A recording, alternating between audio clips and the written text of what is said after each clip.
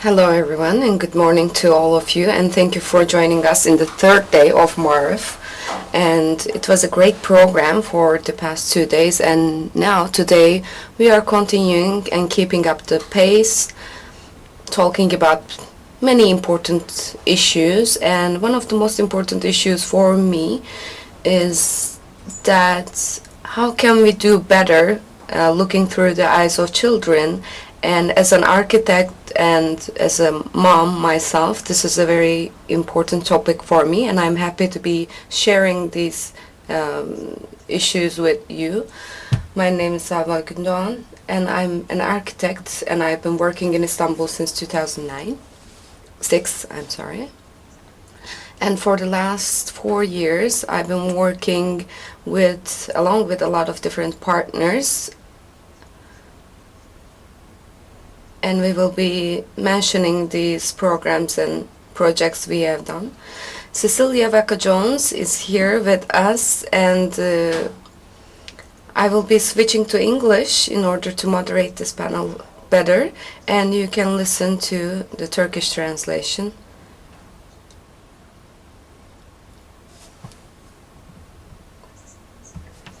You this morning, talking to a lot of friends from around the world, interested in how to make better cities for children.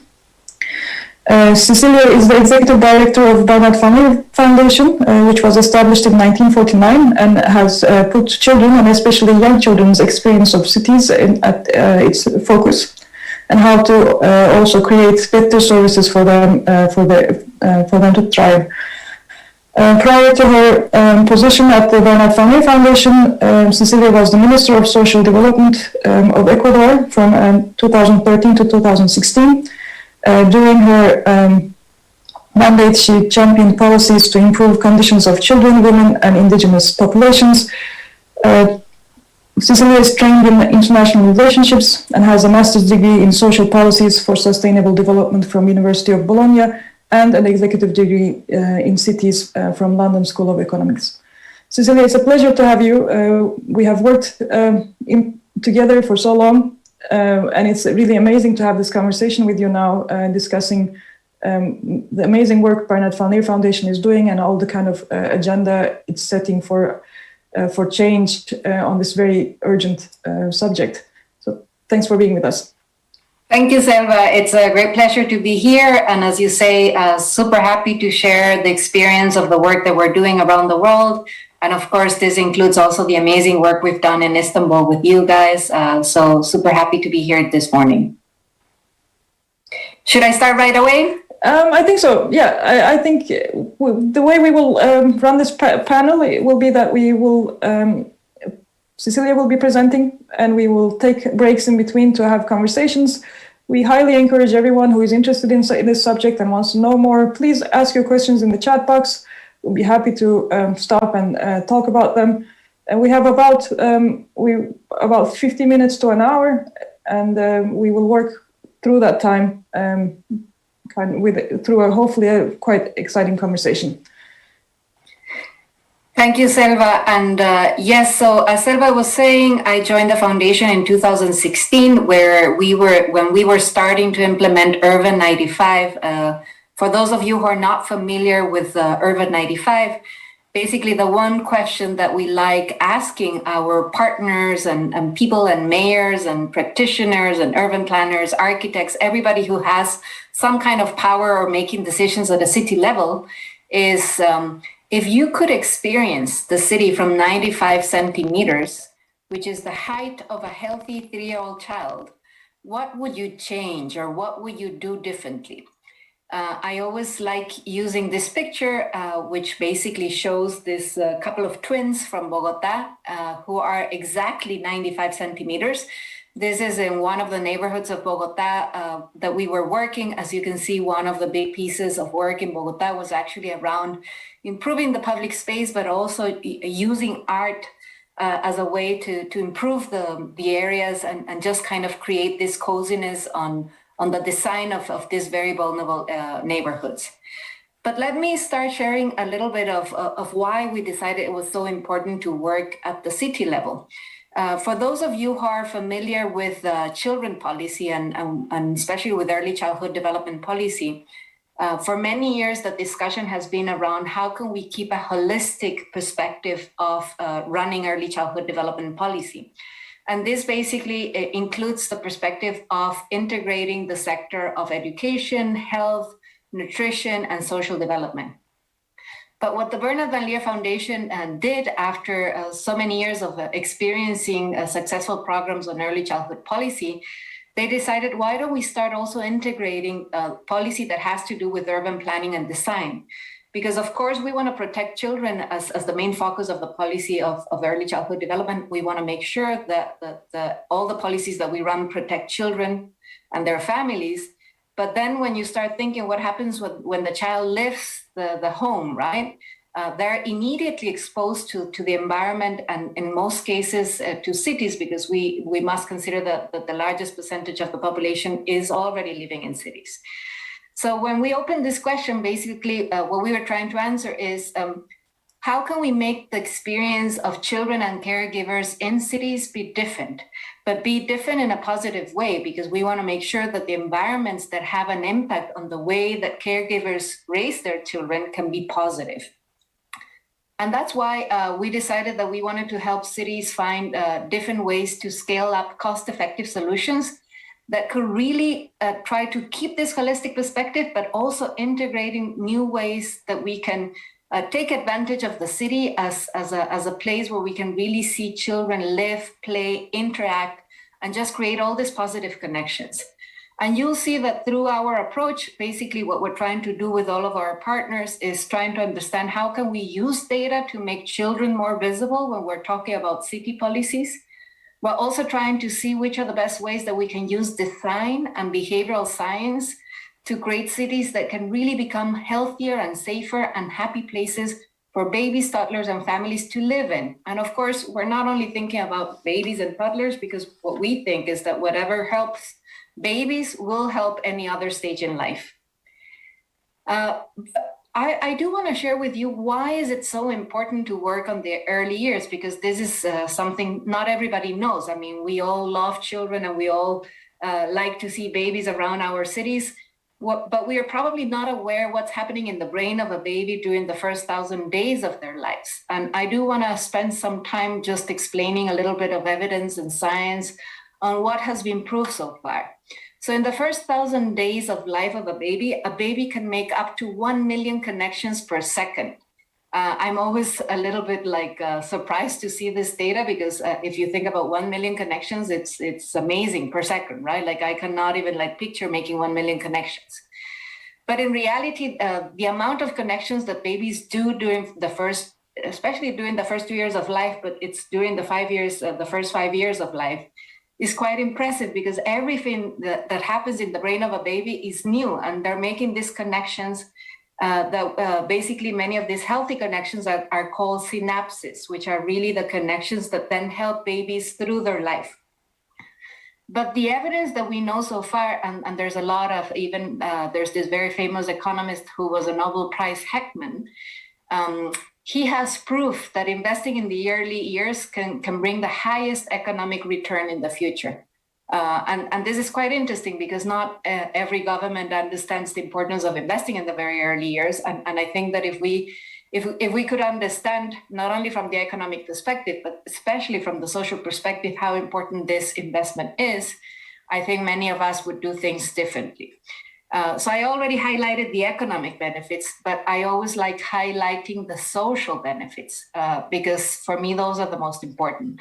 There's a lot of evidence that says that if you invest in the early years, this is going to ensure a better, healthy life in the adult life of a baby.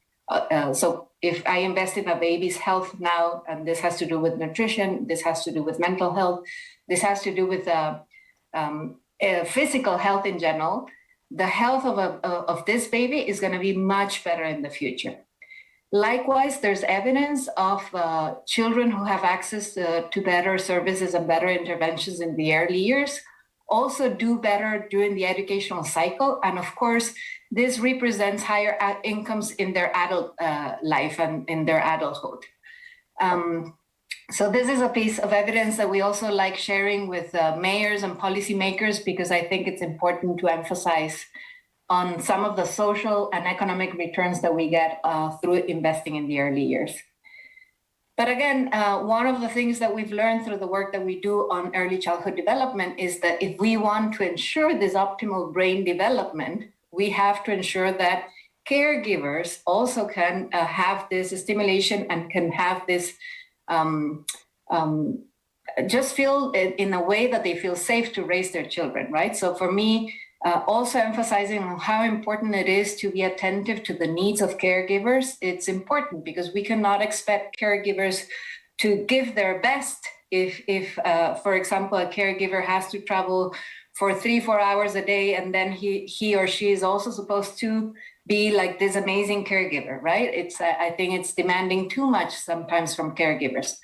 So sometimes when you start understanding how the city works, this also allows you to understand, can we create a city that really cares for the way that we take care of our families and babies and toddlers?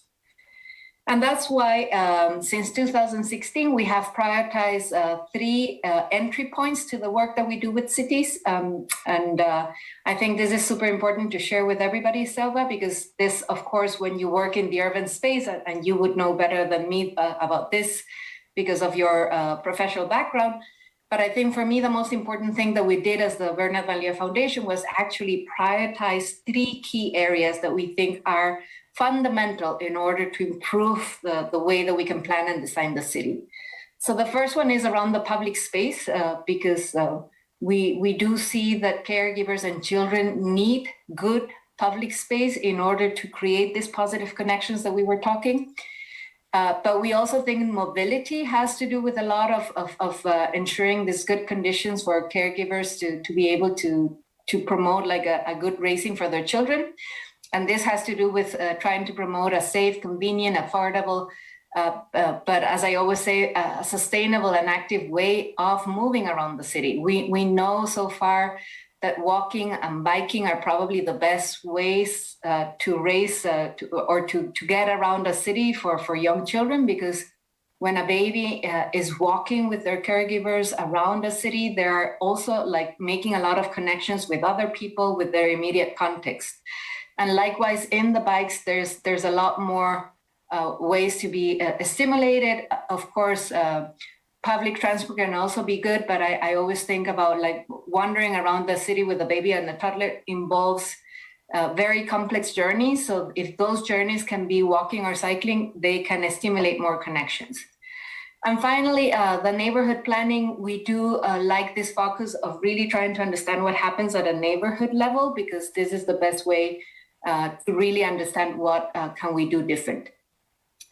3 very important topics that we work in all the cities that we are currently doing Urban 95 have to do with the quality of air.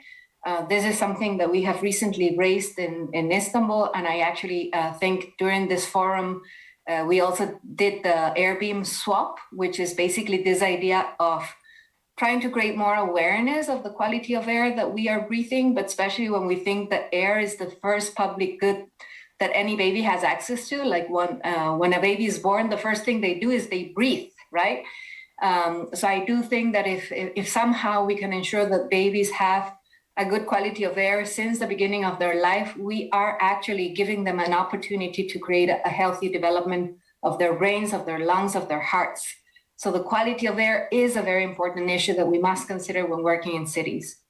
As I was saying before, we must understand the journeys of families with babies and toddlers, because they're a lot more complex than normal journeys. And if we're not able to understand this, then designing a city that's good for children is very difficult, right? But also just think that if you think about how much time it takes to wander around the city with a young kid, it's very similar to what happens with, for example, disabled people, or what happens with elderly people. The speeds and the way that we explore and move around cities are different. And we have to understand that when we're planning and designing a city.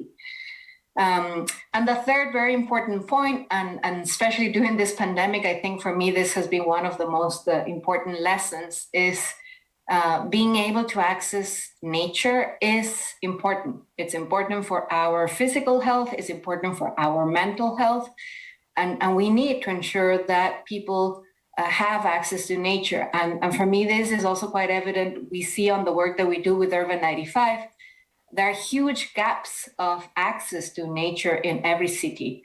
So, of course, the more developed a neighborhood is, probably the more access to nature they have, to blue or green infrastructure.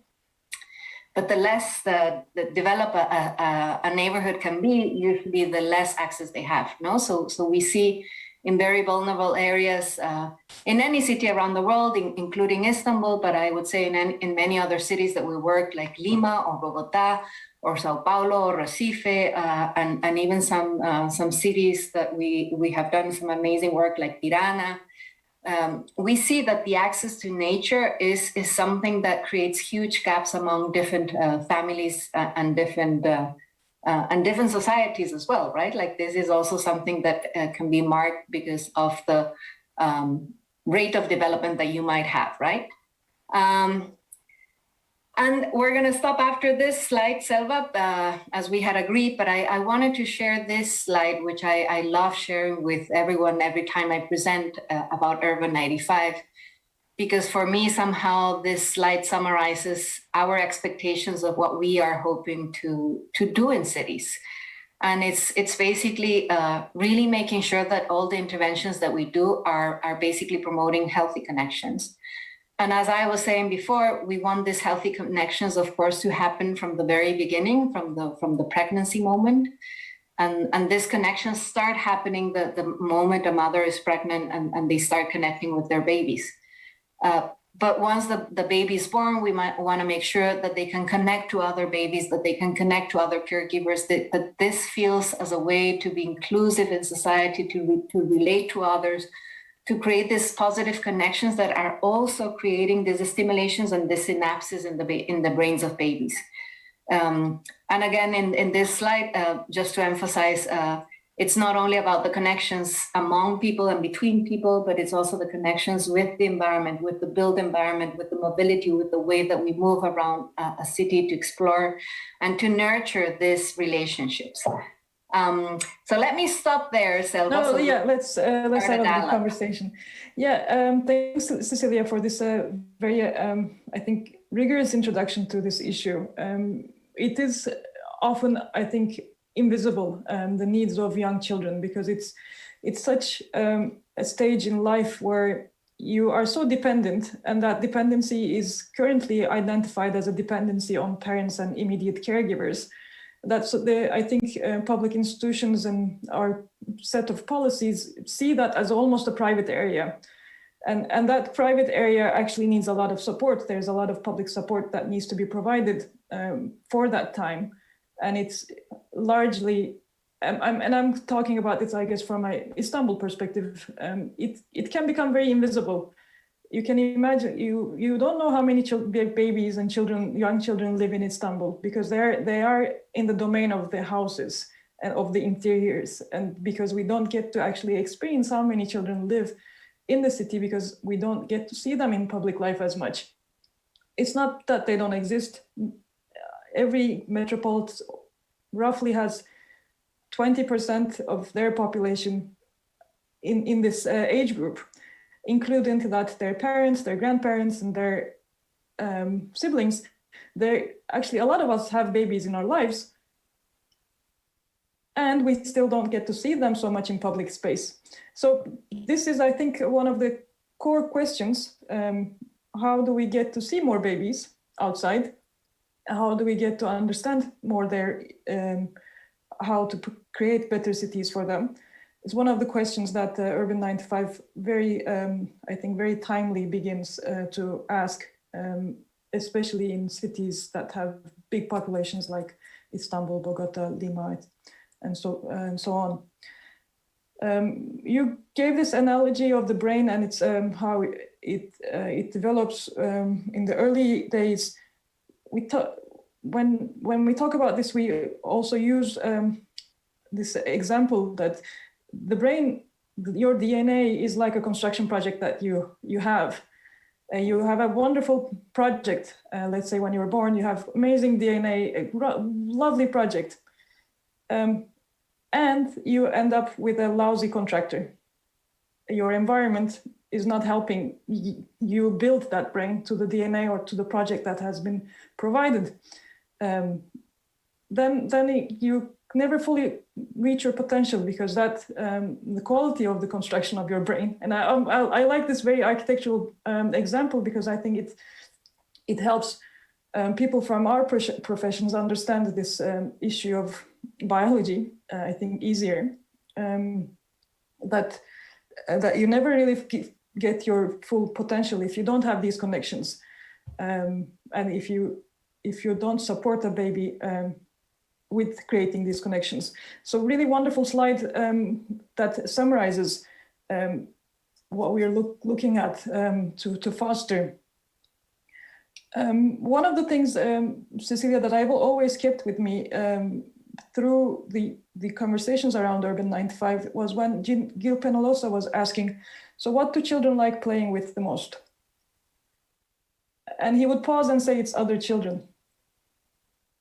And I think sometimes also cities, we see it as providing spaces for children and see that the job is done once you actually create the playground. Check, we have done what we need to do, so many square meters of playground for children. And then don't really realize that it takes more.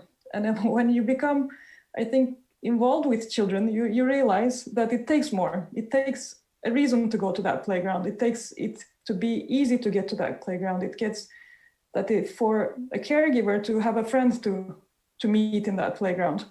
And I have seen many different examples of how that gets facilitated. One of which was here in Copenhagen, they do, when a baby is born, they give an option to the parents to say, hey, do you want to sign up for a community group should we connect you with other mothers in your neighborhood? Have you seen other facilitations like this that the municipalities do, Cecilia, for creating these connections? Yes, so thank you, Selva. First of all, I completely agree with you. This is one of the main learnings from Urban 95 is that young children in general, but especially young children, like babies and toddlers, the very young ones, are usually invisible in the statistics that we have in cities.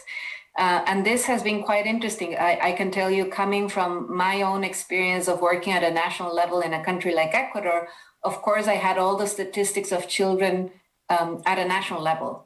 But if I wanted to disaggregate in my own country the statistics at a local level, it's very difficult. I mean, I can probably know the amount of children who live in for example, in Quito, which is my hometown, but it's quite impossible to know how, like the disaggregation of ages, and especially how they are distributed across the city.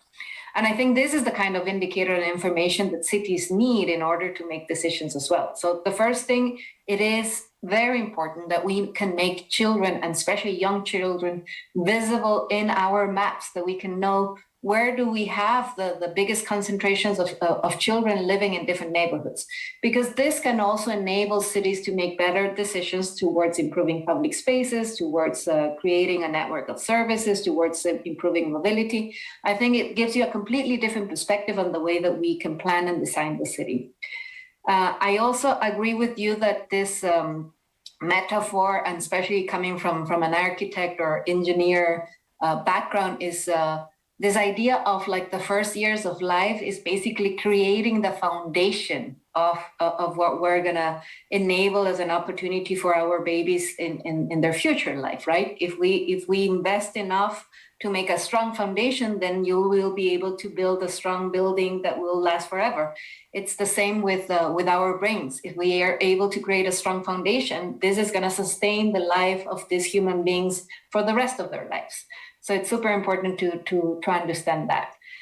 And then about like which are different ways, like in the way that Copenhagen creates like disconnections, we do see that this is happening more and more, this focus of just kind of connecting social policies with the with the urban policies is becoming a very strong social contract, if you want. And this is exactly what we want to see more in all the cities that we work around, is this possibility of really working across sectors, just making these efforts of seeing policy not from a silo perspective, which is not always easy. And I think policymakers always talk about systems, but at the end, it's very difficult to work as a system, and it's very difficult, especially to link these possibilities of, working with the health sector, with the educational sector, to kind of like coordinate and create these possibilities that bridge social policies with the urban spaces.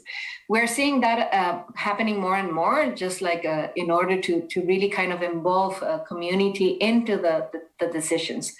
But many good examples, as you probably know, for example, in Lima, I think there's an amazing knowledge also on how to include communities in a participatory process, not only to make them part of the design of new projects, but I would say it's actually to make them like own their public space and actually just kind of like be part of the maintenance of the way that they design. So I think there are a lot of new ways of thinking about urbanism. I know in Latin America it's quite strong, this social urbanism, which is like a whole trend of how to introduce participatory processes into the way that we plan.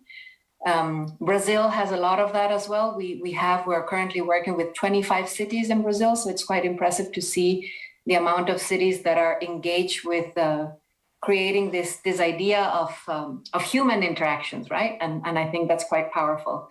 And of course, the Bernard van Leer Foundation is based in the Netherlands. The Netherlands is also a great country that kind of integrates this perspective of doing policy and just like thinking about human-centered or people-centered decisions, which I think it's quite impressive from the perspective of well-being and creating well-being.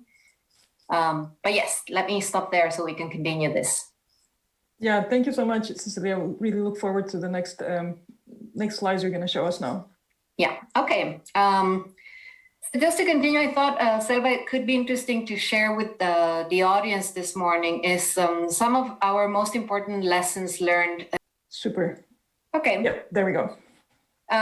So as I was telling you, I think using pictures sometimes can tell the story much better. As I was telling you before, for example, Lima, which is also a mega city that we work in, it's been quite interesting how they've been able to start with all these tactical interventions in very strategic areas. And as you can see here, basically what they did is they completely transformed these places that were like, on the picture on the left, it was just like a place that was abandoned, completely abandoned. And then they just transformed this place into a place that where people can meet, and also thinking about like a way and a design that young children could feel safe and free to wander and play around. And then on your right, which is one of my favorite examples, is this how you can basically promote policymakers to really kind of like prioritize people instead of prioritizing cars, which is something that we have done in many cities around the world, right? Like we give more public space to cars that do not need this space to experience and to create this brain connections that we were talking before. So look how important it is to actually prioritize this space and give it back to people. So design for well-being matters, and this is our first and probably one of the most important learnings. But design for caregiving also means that we need to make sure that when we're making this new interventions, this is an example of an amazing park in Tel Aviv, that when you design a space, you can also find ways from the build infrastructure that you build that really kind of enable and promote these healthy connections. I love this picture because you can really see the way that the caregiver relates to the baby, but also the way that other babies play and connect. And as you were saying before, I do remember Gil Peñalosa also highlighting this idea. What do babies and children like playing with? People, right? Like they like interactions, and we human beings, we love playing, even as adults. I love playing, and every time I've seen even in the Zoom conferences now, right? Like if we're able to put a kind of a play, it becomes more fun. And that's exactly what children feel, and caregivers as well. We want to have fun, and we want to be able to play along our life. Design for equity, and I was already mentioning this, but I want to emphasize again, we do try to work with cities so we can make decisions that can really start solving or bringing solutions to the most vulnerable areas. And even in Istanbul, I think this has been amazing work that we did also because of the information that we were able to gather with the SEF, and then also with Boğaziçi University, with Superpool, with all the different amazing partners that we have in Istanbul. It's been quite interesting how being able to select which are the most vulnerable areas in each of the municipalities really allows you to reach those areas. And sometimes when you're a policymaker, you're always trying to just like serve everyone, right? Like that's the public service mandate. But we sometimes need to realize that we need to start somewhere, and sometimes we need to start with the most vulnerable. Not sometimes, we should always start with the most vulnerable, because that's the way that we can close the gaps. And I think that being able to do that really kind of transforms cities in a good way. Proximity matters, and this is something that I was trying to explain before on the fact that we know that babies, toddlers, and families who need to take care of themselves because of the stage in life they're going through.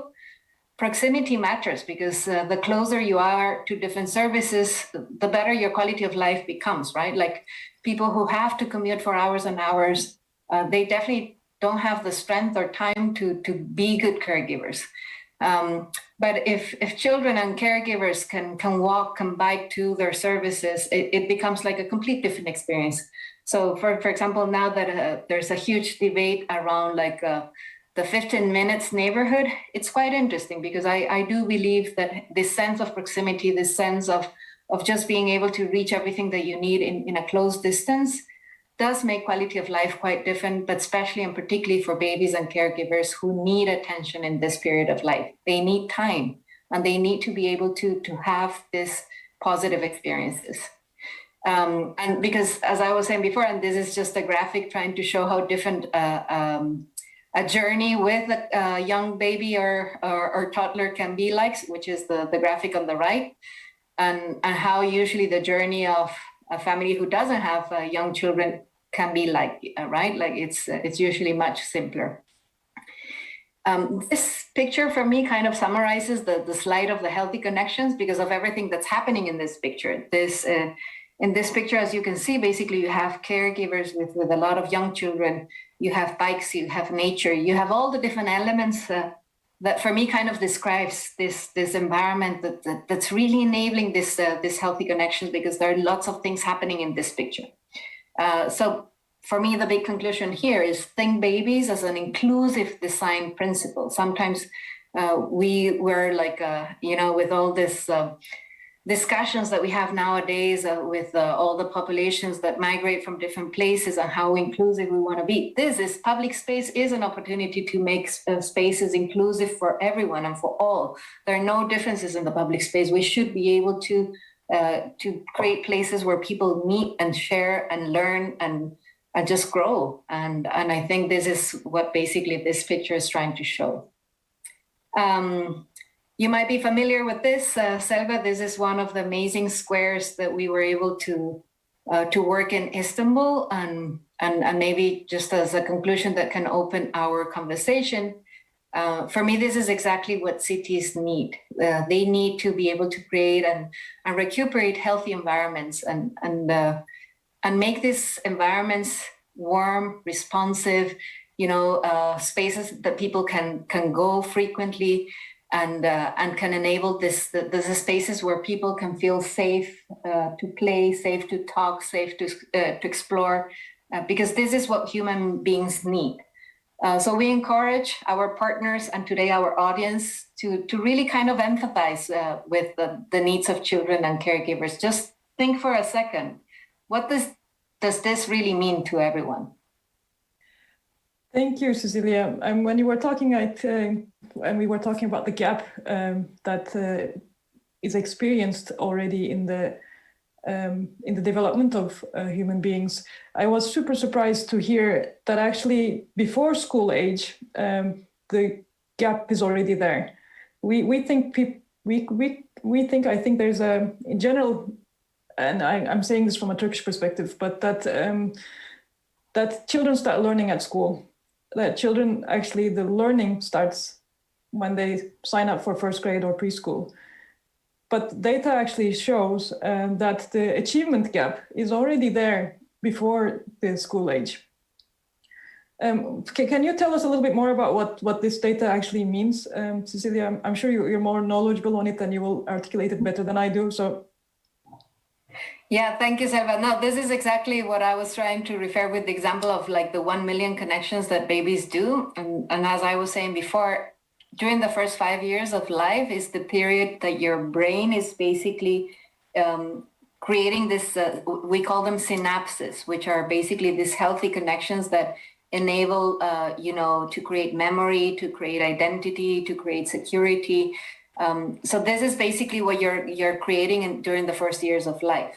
And that's why we do agree on and based on evidence, this is not something I'm just saying, that probably when the school cycle starts is already too late to start working on that, right? Like all of this needs to be done before the school cycle.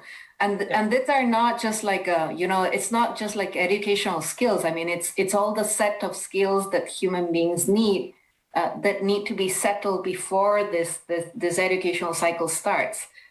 Because again, this has to do with, of course, first ensuring the well-being from a health perspective, because, for example, a child who's malnourished already has like a weaker brain development or a weaker physical development, right? And then you start having the gap there. So, of course, ensuring a good nutrition and a good health and that a baby has like all the different vaccinations. So for me, again, this is why it's so important to protect the child as the main purpose of policy, especially when you see it from a social perspective.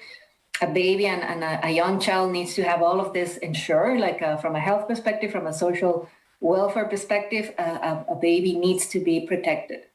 Thank you for underlying this again. Also happens with the environment. So this is what I was trying to say, because if a baby is immediately exposed to like a unsafe environment, then this has a negative impact, and a negative impact or a trauma can be very negative on the well-being of a baby, and this is what creates the gap from the very beginning. Yeah, I mean, I don't think we can underline this enough. So we keep coming back to the brain and the importance of it. You in your last slides you showed us about Istanbul project, and I'm curious, I would like to kind of talk about it again. The Bernard van Leer Foundation. How long has it been in Turkey, and how do you see the shift or the role Istanbul can play in the coming years for the Urban 95 agenda? Well, the Bernard van Leer Foundation, good question, because I know it has a standing history of being in Turkey. I don't remember the number of years. I think it's something 20 something. Yeah, I think it's over 20. But what's quite impressive is, of course, the Van Leer family started working in Turkey because it was one of the places that they had some of the enterprises that were connected with the Bernard van Leer family. Now the Bernard van Leer family, there's nobody from the family alive. So the Bernard van Leer family, the Bernard van Leer Foundation works through the board of trustees and of course the team, the amazing team that we have in the Bernard van Leer Foundation. But the way that we see the work of Turkey will continue to kind of like set precedents and be a champion to the rest of the world is precisely because I think that a lot of the work that we've done through the Marmara Union, through the municipalities that joined through the very beginning, and I must say, Yiğit, who was our country representative in Turkey, he did an amazing work of just putting together all these amazing partners that could cover the whole ecosystem, right? So the fact that you can have, a partner that's responsible for creating good data and just enabling municipalities to access this data, having another partner that can work on the design and how can you improve and innovate the design of the public space, which is you guys through Superpool. It's another like amazing stakeholder to add. Having Boğaziçi University and other academic partners that have been part of this process in Turkey, it's also like an asset. Having media and people telling the stories about this, having Princeton writing a story about how powerful the whole process of Istanbul has been, I think this is what needs to continue happen in a mega city like Istanbul, which can basically inspire others to do and take action, which can also inform policy, not only in Istanbul, but hopefully in other cities in Turkey or beyond Turkey. I think this is what has been quite interesting of the work in Turkey, is that I think it's been done in such a way that it has really been able to work across different sectors, across different levels of government, involving a diverse group of partners that add value to this integrated way of seeing city planning and design. But I think it's also interesting that we have been able to somehow tell the story of what has happened, so people can learn about like which are different things that have worked, which are things that haven't worked so well. And that's the way you can learn and also kind of like replicate the similar experiences in other places and basically tailor the same kind of interventions in other places. And also I think the evaluations that you have been running in Turkey and in Istanbul precisely, I think have been also quite interesting because you have data, and data does show like how you can make the changes. And I think that's very powerful, especially when you're addressing policymakers or mayors. They want to know how much does it cost? Does it have an impact? How do I do it? Do you have specific guidelines to run this? And I think Istanbul has done that quite well. Thank you so much for highlighting these. I'm very curious.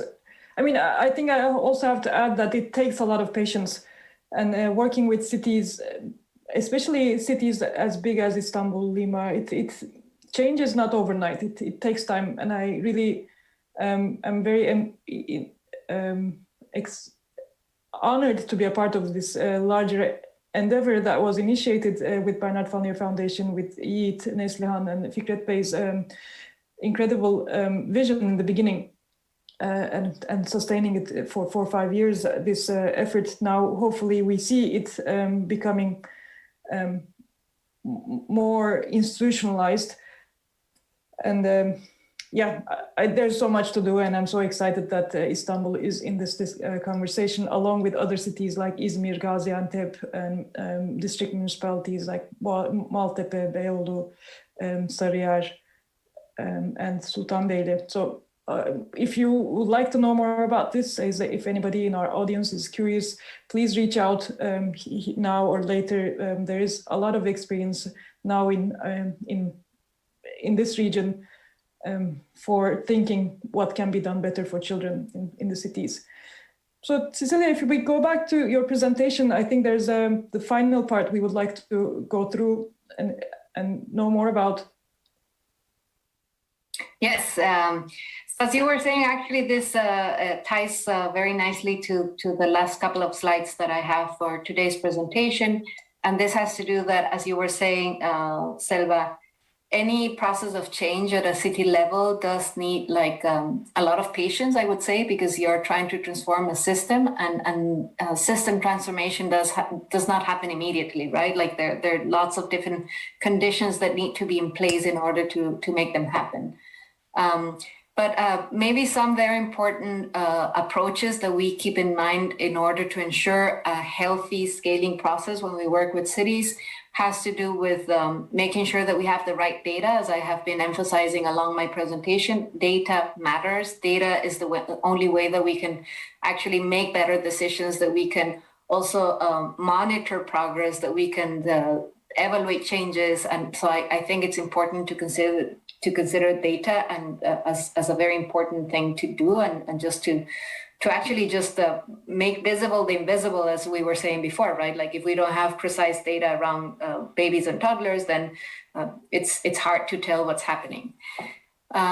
Using a behavioral science approach is something that we have been working a lot in. Is just like we don't just want to have interventions that work on the built infrastructure. And I think you were saying before, there's a lot of expertise on making and building nice playgrounds, but is this actually ensuring the use of the public space and these healthy connections that we've been talking about today? So using behavioral science to understand how do people keep these positive behaviors. Is this something that they take back home? Is this something that really enforces like a different way of acting as a society? I think it's quite important, because I think that in order to create this positive and nurturing environment, a lot of things need to happen in the way that we human beings act with others, right? And this is a process. This is not something that happens from one day to another.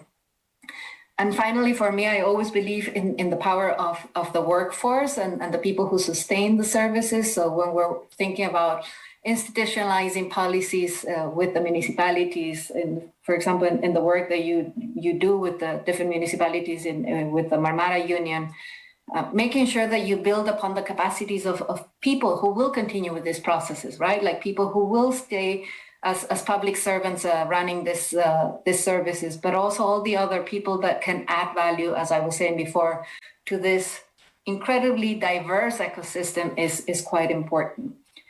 And the way that we like to see this behavioral change happen is we always want to make sure that when we're thinking about the change of behaviors, we're thinking about the change of behaviors that need to happen inside our houses. And you were saying at the beginning of this presentation, a lot of what refers to children is usually happening in the house, and of course we do want to keep in mind that these behaviors can also improve, right? Like just to mention one, for example, breastfeeding is one of the very important behaviors that we need to keep in time. No matter how much women can be related to the workforce, we want to make sure that women can still breastfeed their babies, because this is one of the most nurturing behaviors that we can promote in the early years. But also we want to make sure that we can think about which are the behaviors that we're affecting in the public space, and which are the behaviors that can happen in the service provider. Like, is there anything, can policemen be different towards young children and babies and pregnant women? Can social workers be different? I think there are different ways that we need to start watching and monitoring in a different way. And maybe what I wanted to share, Selva, as one last thing, is a couple of campaigns. I mentioned one that I know has already been part of the forum in this week, but we also have the Celebrate Public Life campaign, which is, I really like this campaign, because basically what we're trying to do is we're trying to pin people's favorite places, public places around the world.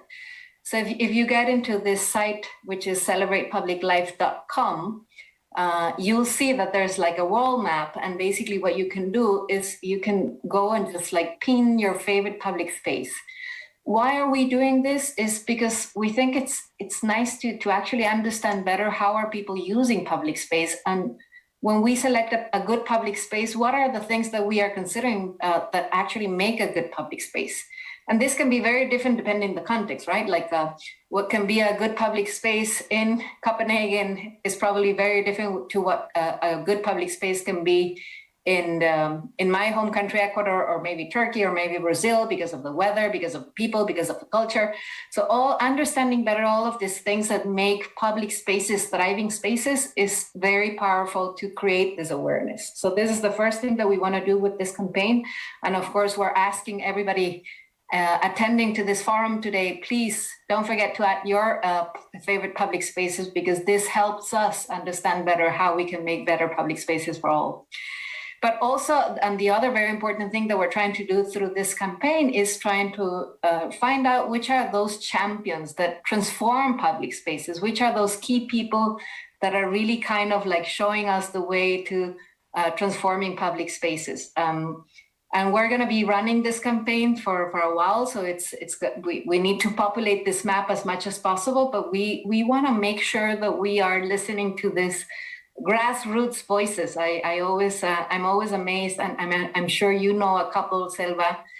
You know, these people that sometimes organize a whole neighborhood to transform the public space. or you always have like that strong mother that's really like fighting to get like a pop-up park. So we want to learn, who are these people? What are the characteristics of this advocacy that they do, because they just want to have like a better way of living in their own grassroots reality. So I think this is a great opportunity for everybody to contribute to this.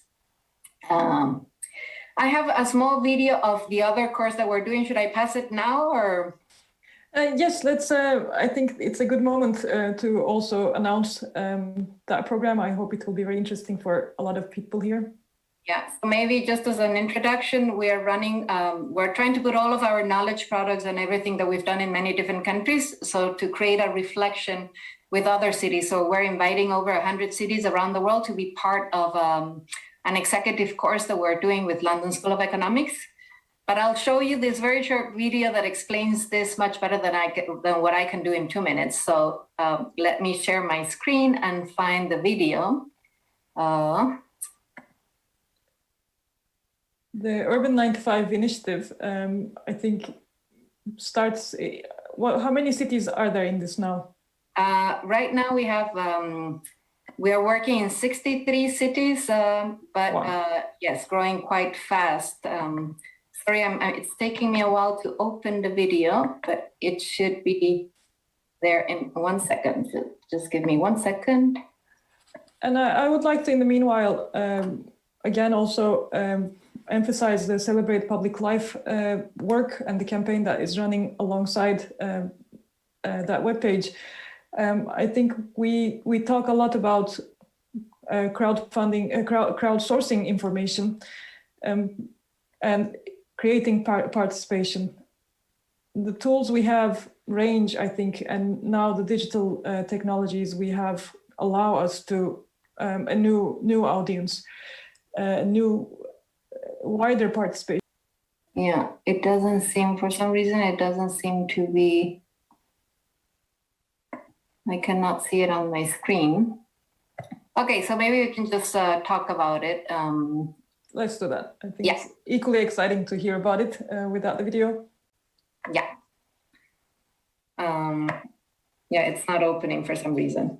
But yeah, so basically, as I was telling you, we're running this executive course with London School of Economics. There's a site that you can apply to, and basically this is going to be addressing cities around the world that are interested in learning more about how they can learn to design and plan better for young children, caregivers, and just understand which are the different tools that you can use. So just to give you an example of some of the tools that people would be learning about is how to improve streets that can be better designed for play, and of course, complete streets that can really emphasize these positive connections, how we can improve the public space considering a framework that allows to choose the most vulnerable areas. How can we incorporate some of these lessons on the way that we can use data, how we can learn more about the behavioral change. So basically the curricula will include all of this diversity of topics, but in a very structured way that can enable public servants and the teams that are basically helping mayors make the changes at a city level. How can this actually happen? So I would really want to invite everybody to apply. I think it's a really good opportunity, not only to reflect about the topic, but actually to connect to people who are thinking about doing these things in a similar way. So again, it's open for municipalities who want to apply. You apply with 3 people. Is that correct? Yes. I think you nominate 3 people from your team to be a part of this course at the London School of Economics.